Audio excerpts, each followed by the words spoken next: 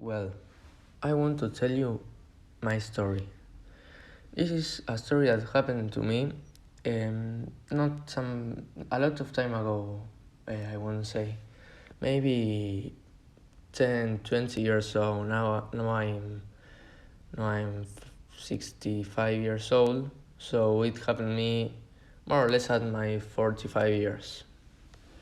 Well, this I want to put it talk of the town in the title of the story because it's creative and maybe it can catch the reader because it can a town that talks may catch you to read the text, so that's what I want. Well, I'm going to tell you my story. Maybe you later can give me the feedback, but well, I'll start. Talk of the town. There's a town on Florida's west coast that you have never heard of. The people that grow up there never escape. The ones that arrive there do so to die. You might mistake it for a nursing home gone wrong, heaven's waiting room, if you will. So we shouldn't be surprised after Jason managed to escape this place 4 years ago, which is me. He hadn't returned. I want to make I want to tell something here that I wrote it in third person, but it talks about me. Jason is my name, so I wrote it in third person to maybe not to give my identity, but if they see the video, yeah, they will know. Well, I continue.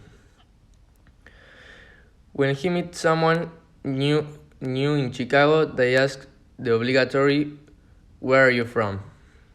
He gives the name of the closest city. If it wasn't for the death of his grandmother, he never would have come back. Admittedly, his life in the city wasn't perfect. His job as a secretary to an unscrupulous attorney was unfulfilling at the best.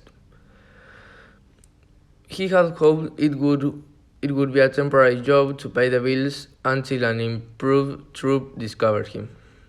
But he hadn't been on stage in over a year, and his confidence was shaken. Still, on those nights when he lay in the bed, fretting over a failed audition, one fact managed to soothe his bruised ego. At least I'm not back on home right now. He just arrived at his grandmother's beach house, newly bequeathed into him. When a familiar tone rang, he had been back in town for 6 hours, long enough to grab coffee, attend the wake, and buy a sack of weed from his old biology teacher. Yet his grinder had already exploded with messages from guys in high school who never looked his way.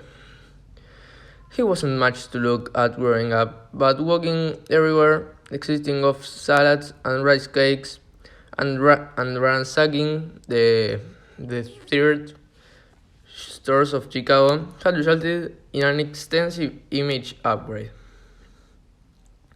Jason smiled. Being home stirred up a lot of emotions, but he couldn't deny that he was enjoying his newfound big status.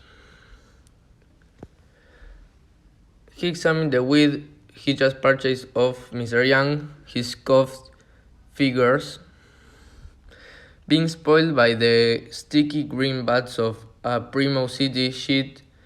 This small town dirt weed was a major letdown.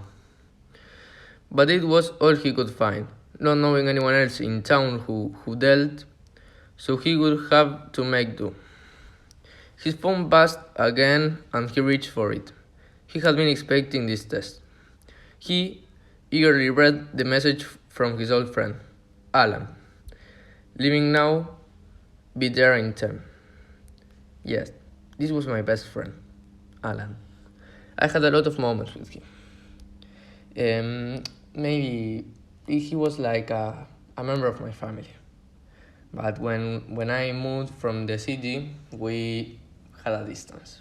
Well, I continue. I start rolling the reunion blunt. Jason kept. Hold off on that, Alan replied. I have something to show you. In the 4 years since he left, the town had added a shopping center containing TJ Maxx, GC Penney, and two different Froyo chains. It was a big deal on the town's Facebook page. What would Alan have to show him? When they met in the school, Jason and Alan fought over the same girl's affection. It was months later when they discovered they shared a mutual admiration of Dick, that they would put their feet behind him.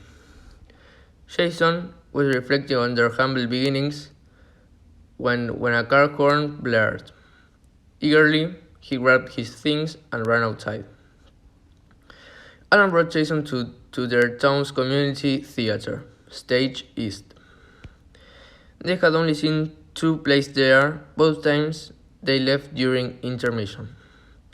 The rum-filled Coke bottles they snacked in couldn't make of key cast of Finian's Rainbow, of the unforgivable butchering of Who's Afraid of Virginia Woolf palatable. Apparently, the rest of the town shared their sentiment as the building was abandoned. Jason laughed. They shut this place down. There was a fundraiser to save it. My money, however, went towards claiming the space for myself. Jason flabbergasted. You didn't. I did. It was a steal. I couldn't pass it up. Alan was dead serious. But he couldn't look Jason in the eye. He was holding something back. Jason knew what was coming next. You can't expect me to help you with this, Alan. It's a lost cause. It just shut down. Alan's reply was preloaded. If we did it right, people would come. I know you hate your job. It's the running theme of your blog. I just have stick it out a little longer, Jason said defensively.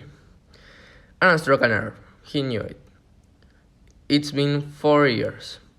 Do you want to spend the rest of your life as a cog in another man's machine? This is something we can build together. Jason couldn't believe he was considering this. I spent my whole life dreaming of getting out of here, and how can I come back? He asked. Alan walked to the car, calling behind him. Come on, you don't have to decide now. And you still owe me that reunion blunt. That night, on the back porch of his beach house, Jason sat, naked, looking out at the ocean. He could see a storm rolling in. Was this an omen? He didn't care.